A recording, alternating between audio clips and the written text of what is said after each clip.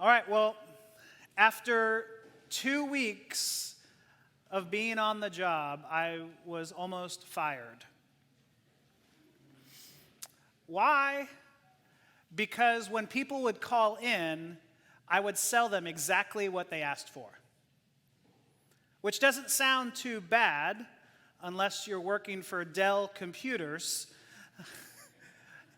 When my boss would listen into the phone calls, kids, I don't know how this ever worked, but back in the day, people would call companies and order computers over the phone, which sounds just like lunacy today. Like, I can't see what you're building. I get it. Okay. But that's how it worked. People would call in, and so my boss would say, "What did you do wrong?" after I was on watch. And I'd say, "I don't know, that felt like a success story. The person called in, they said, 'I want ink.' I sold ink. I made a sale." And they're like, my boss said, "No, Slim. They didn't want ink. They wanted ink to go in their new printer that went along with their brand new laptop with a 4-year warranty and virus protection. That's what they wanted." And I saw what I had to become, and I went, ugh. At the same time, there was these daily team meetings where at the beginning of the day, we looked back at yesterday's standings of how everyone fared in our 15-person team, and everyone on that team was brand new. This was the freshman group. And in that freshman group, there was one man named Chad. As you might expect, like every Chad you've ever met, he's cocky, he's arrogant, he's smug. Where are our Chads? Do we have, I know we have one in here, but is he here? No one wants to put their hand up. It's Chadwick. Okay, but this Chad came off, and he was literally trying to tell everyone how to do the job when he came in at the exact same time as me. And he's like, "Hey guys, you know what you need to do?" And we're like, "Oh gosh." Now, granted, he was selling 15 computers a day, and I was just happy to sell ink.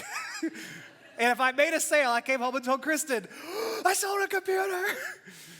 He's selling 15 computers a day, so he might have something to say, but his advice to us was, "Guys, it's all about volume. Don't waste time with people who aren't going to buy. Get off the phone quick." And I was like, "Oh, I hate this so much. I hate it so much." And then he was like, another day he'd say something like, "Hey guys, did you see how good my sales were?" I mean, it has very much like a Ron Burgundy vibe here. Like, everyone see how good I look, right? Like, now, I don't hate anyone, but I did not like this dude. I mean, the cockiness, the arrogance, it was just so unnerving. And I don't know whether it was the fear of losing my job that pushed me, or it was that I just wanted to humiliate Chad.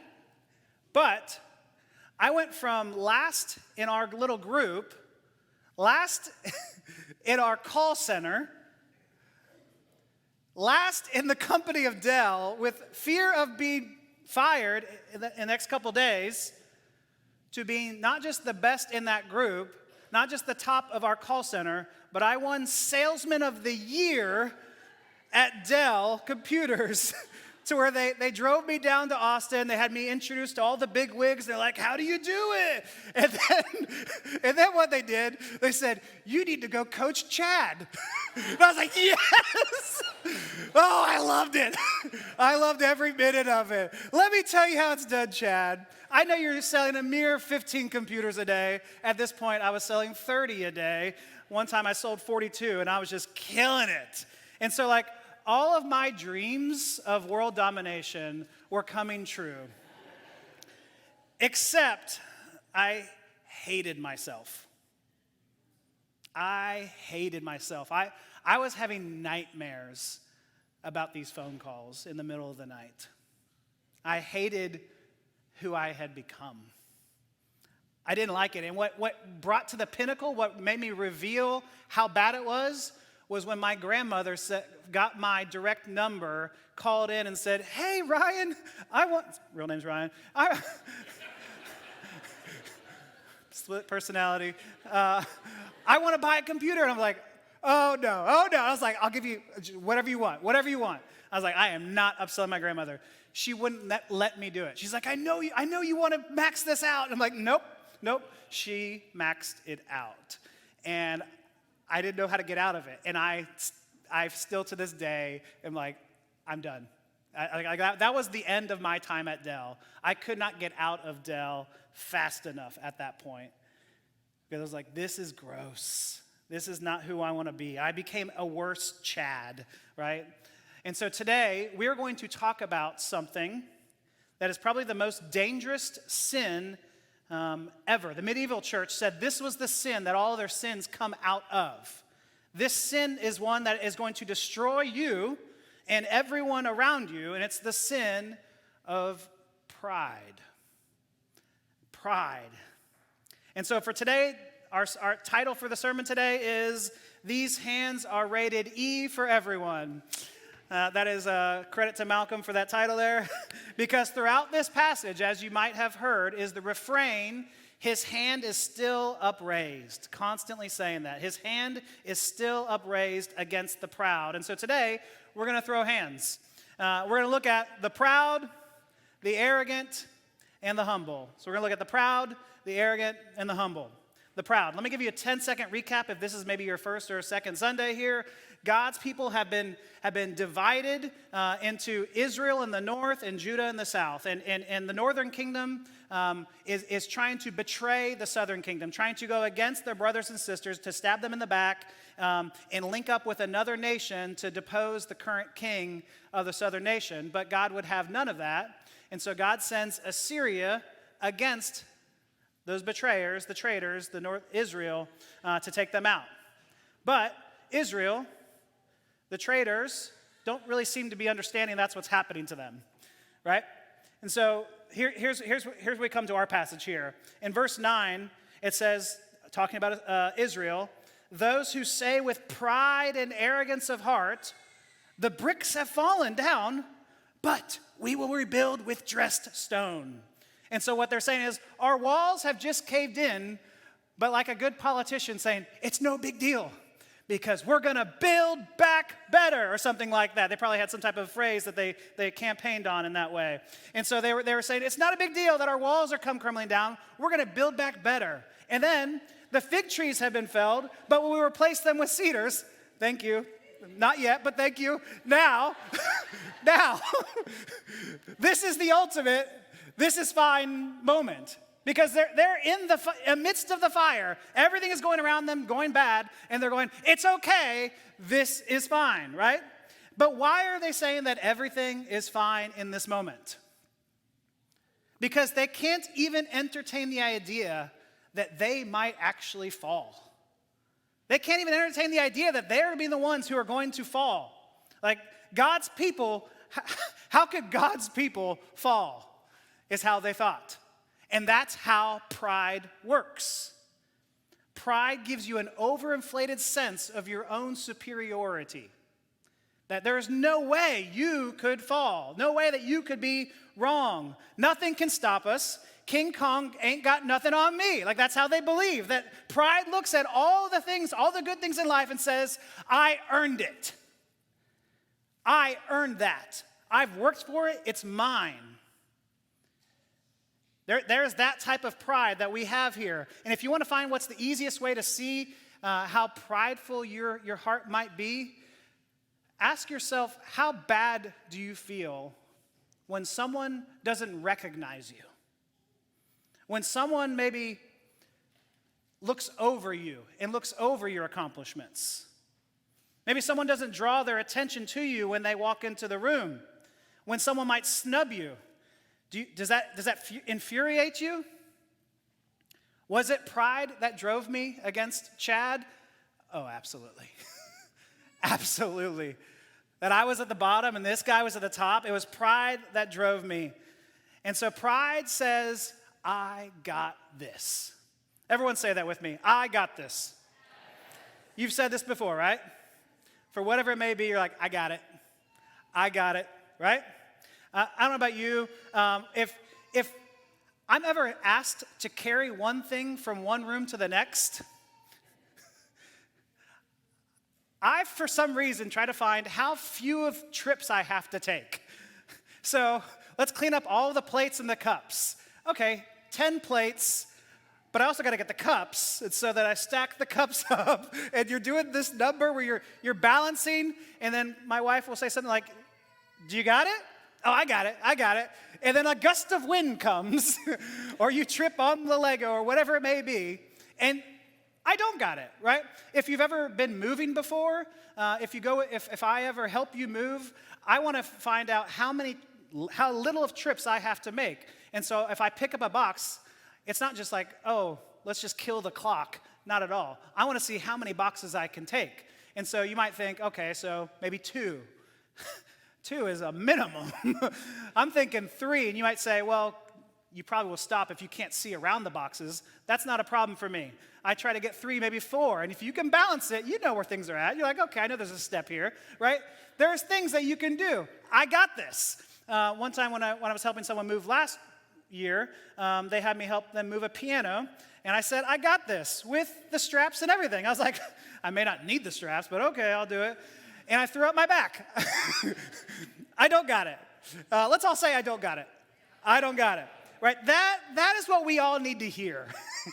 That I don't got it. Because there are some times when our pride is going to lead us to something very, very painful, like throwing your back out. Or something very, very worse. Because pride, I think, is the most dangerous sin there is. Not just a danger to you, but then now you become a danger to the people around you.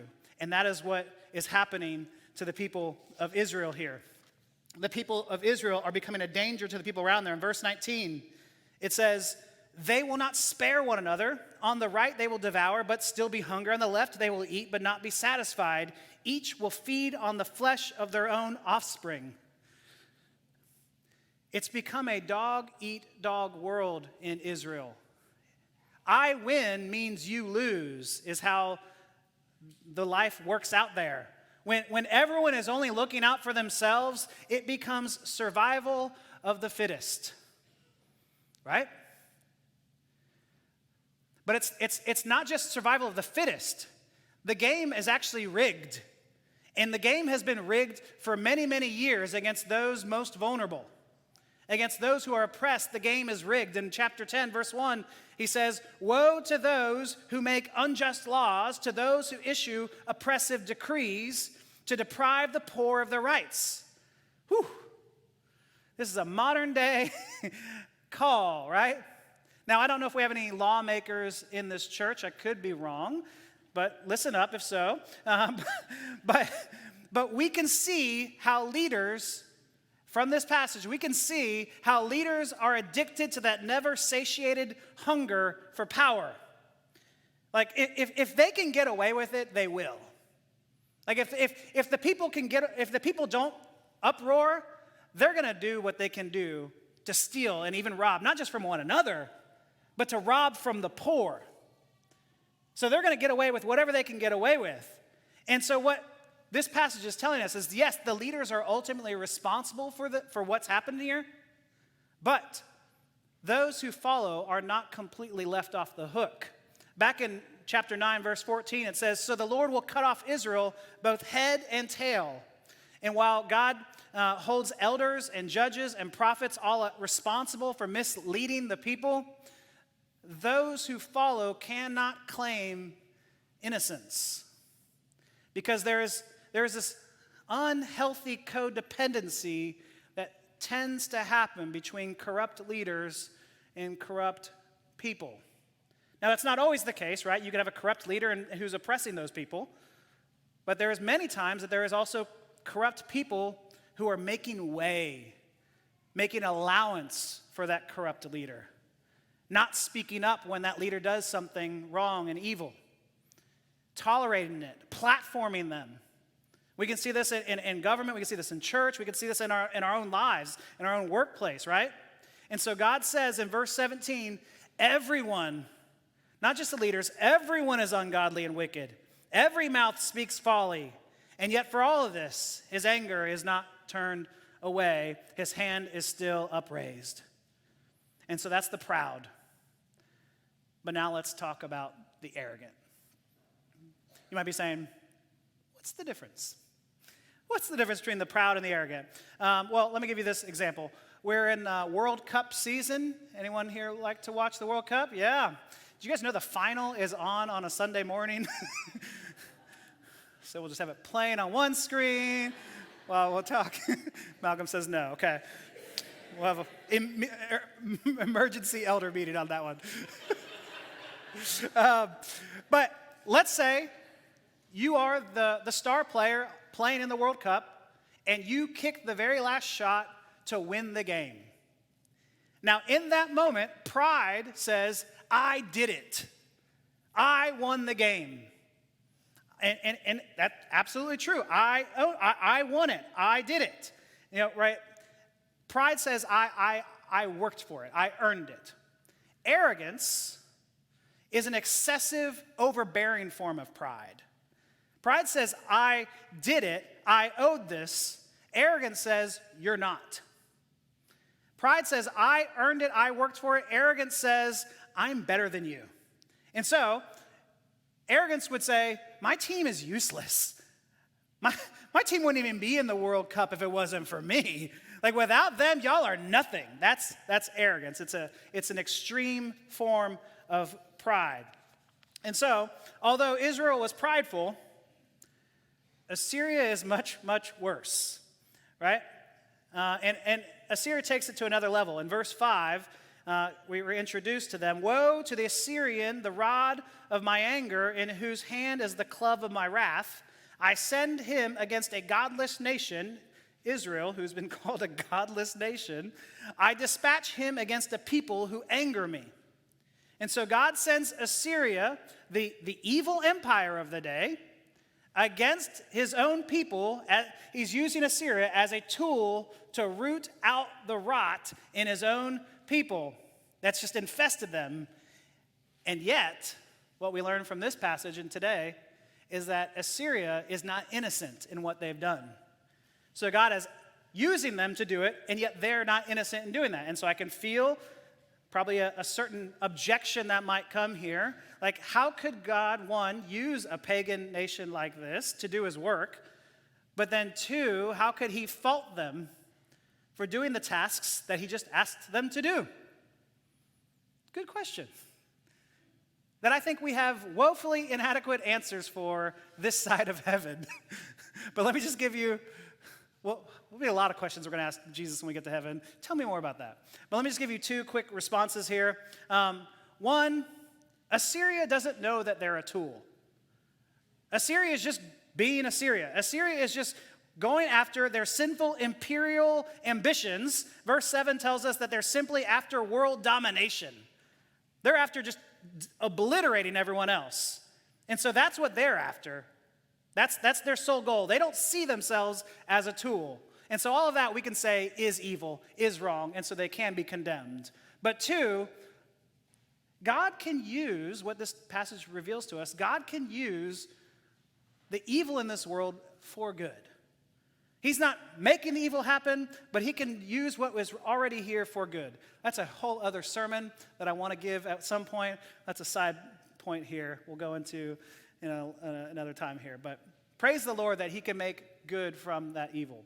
Now, to get a picture of the unchecked arrogance of Assyria, here comes the king in verse 8.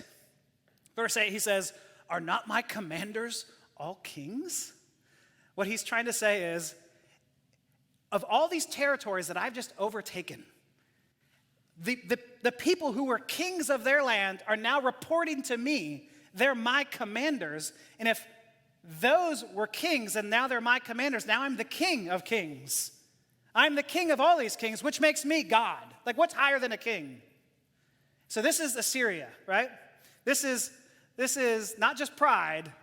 This is arrogance. That I am God of all of this. And you can see how that downfall might come at some point here. That's what happened to King Nebuchadnezzar, who saw himself as that. That's what a modern-day version, Saddam Hussein, saw himself as.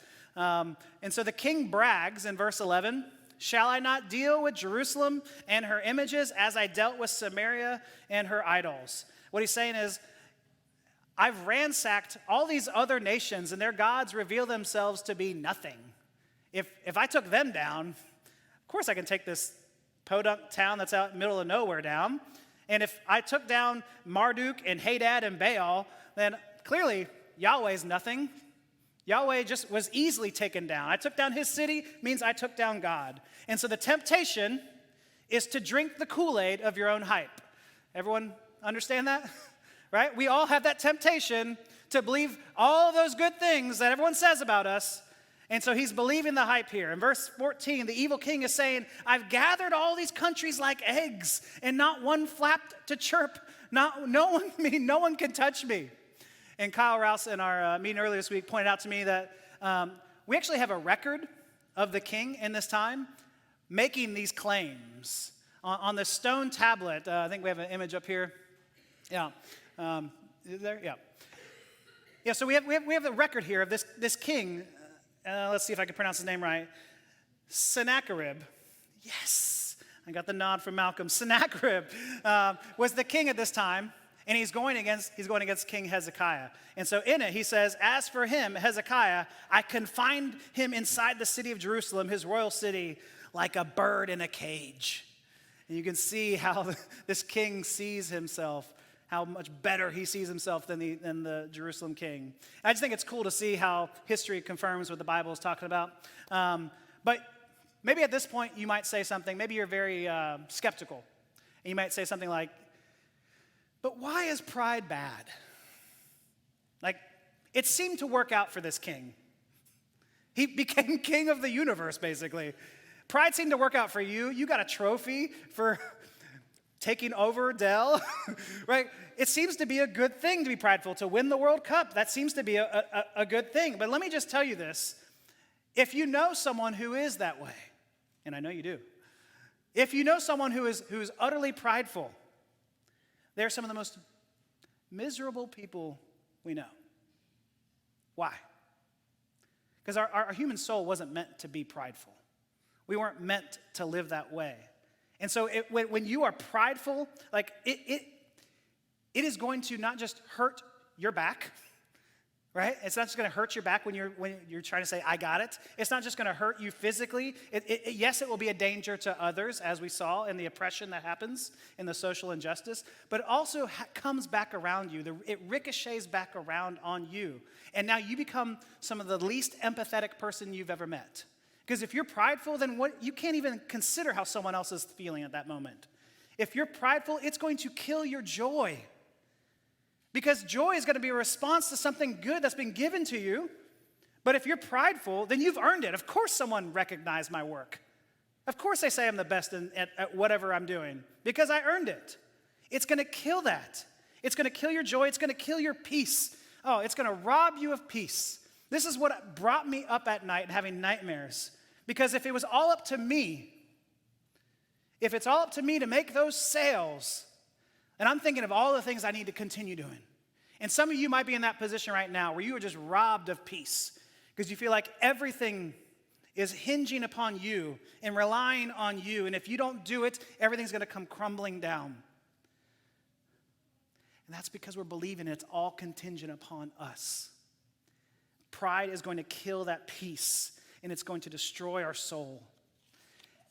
So, the message of this sermon is that these hands are rated E for everyone. The prideful don't win out in the end. Assyria is not going to get away with it.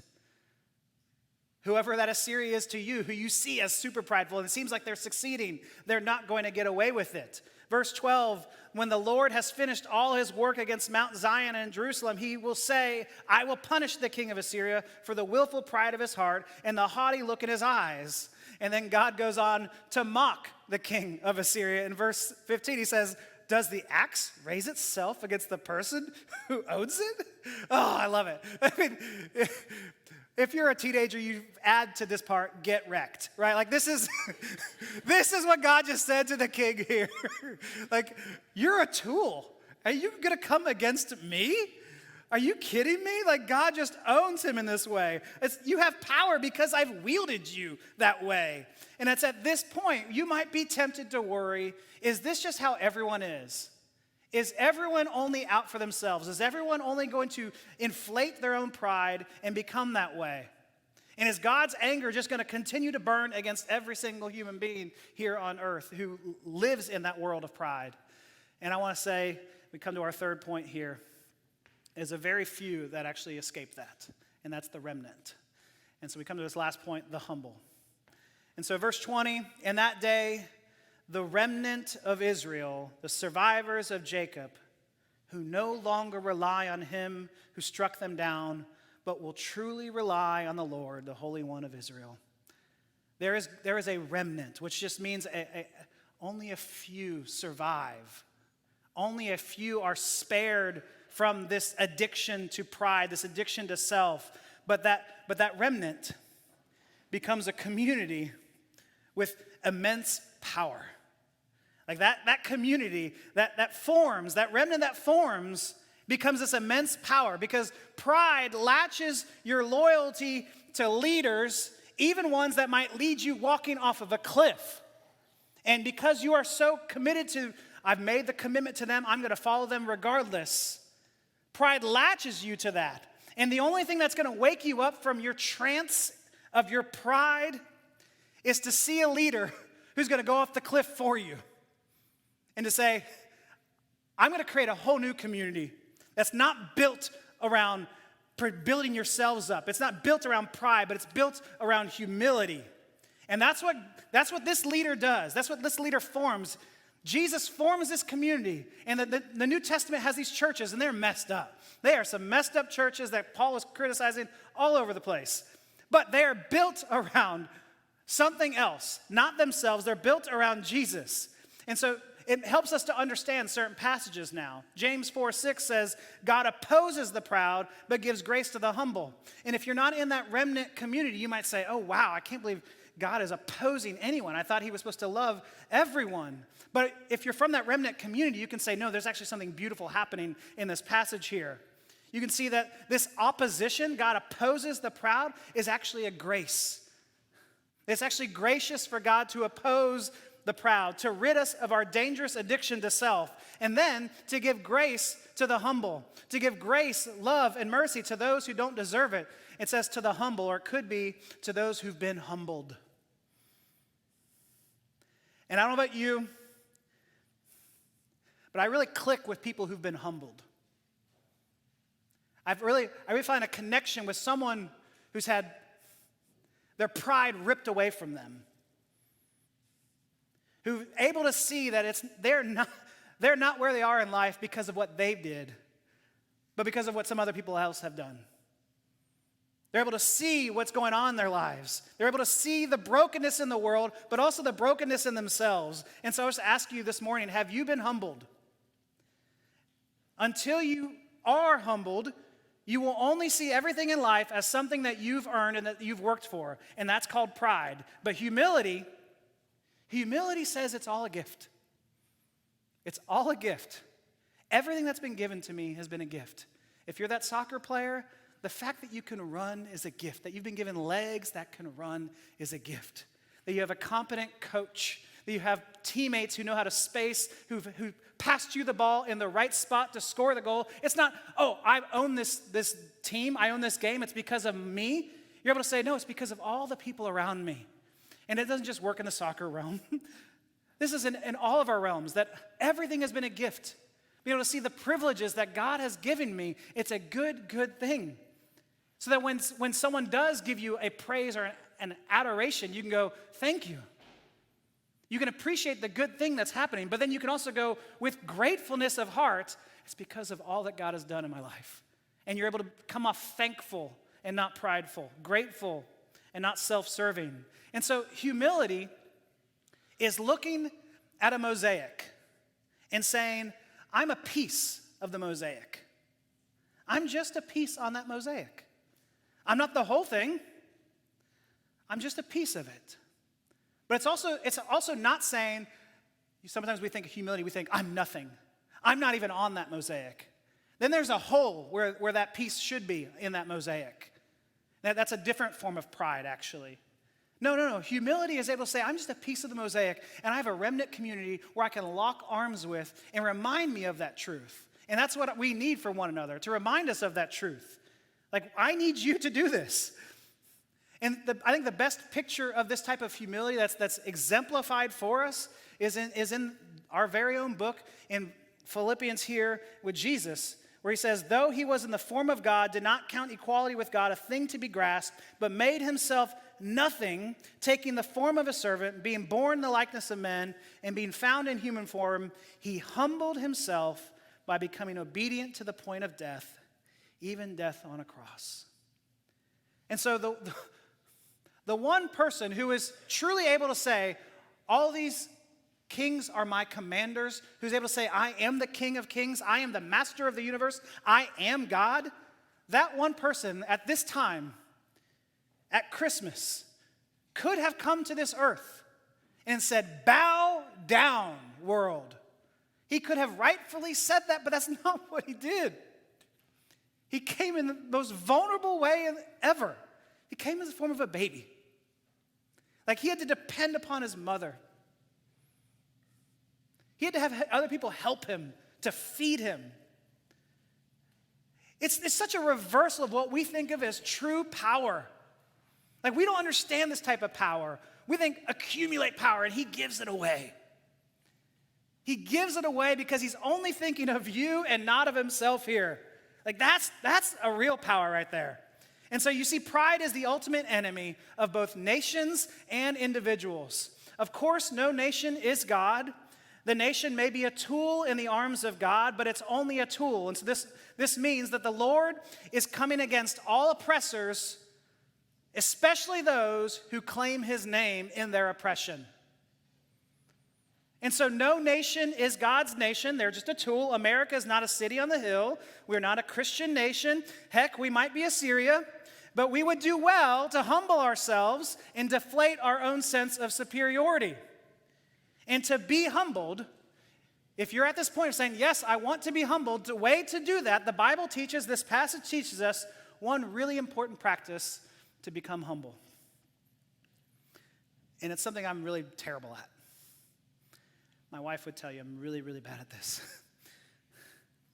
It's the importance of memory. I have a terrible memory. I forget things all the time. But I think we all do. Which is why it's so critical for us to come together and to remind one another of these truths. And so God reminds his people, how do you get this humility? Let me remind you of the great deliverances that you've experienced. When I saved you out of Pharaoh's hands, when I saved you from all these oppressors, how he saved them time and time again. If God can deliver you from those mighty powers, he can deliver you from Assyria as well. And so if God you think of your own story, if God has delivered you from whatever you have gone through in life, of course he can handle what you're going through right now. Right? Like, every ruler, every king is only a tool in God's hands. And so Putin is a tool. Biden is a tool. Trump is a tool. Like, we could say that thing happily, funnily, but we're going to just say it. Because God is at work. He's more powerful than any of these forces that are ruling over us. Like, you may not be able to see it, but God is at work. God is at work overwhelming and overriding the evil that's here on this earth. And so I want to tell you this morning to remember God's victories. Remember what God has done. And I want you to just remember, I want you to tell that story. Tell the old story of how God has delivered you. And so that we don't succumb to this spiritual Alzheimer's disease that we all tend to get. And let's recount the ways God has intervened, he's provided for, he's guided, and he's sustained our lives. And honestly, that's all we do here at Mosaic. We get here and we try to remind ourselves of what God has done. This is what this meal is that we come to. We try to remind ourselves what Jesus has done for us because, honestly, we forget it so quickly. It comes in one ear and out the other ear so quickly. So quickly. We don't know what God has done for us. And so let's remind one another to do that. This is why we don't tell you to read your Bible so you're a good Christian. We read to remind. We read the scriptures to remind us of what God has done for us. These beautiful deliverances. And so when our spiritual memory is intact, then our spiritual identity is intact. And so let me give you three quick so whats so you know what to do. Everyone wants that as you come out this door. First, I want you to say, I don't got it, and then ask for help. Find some way to say that this week. When you're feeling the sense of pride, I want you to say, I don't got it, and ask for help. What better way to get rid of the pride to ask for help? The second one is to brag. That sounds like a hard thing to do, to get rid of your pride. But what I'm trying to tell you is we are so easily bragging on ourselves and turning stories towards us. I want you to find someone, maybe today, to brag on to someone else. Oh, what a great thing it is. It takes your focus off of yourself, puts it on someone else, and then you encourage that person, saying what great things they bring to the table. And so brag on that person. And then 3, tell a story of God's work. Tell a story of how God has worked in your life. Not just to that person you're talking to, it's benefit, because we need to hear that, but also to remind yourself, because you tend to forget, of all that God has done in your life and what he's going to continue to do. Let me pray for us.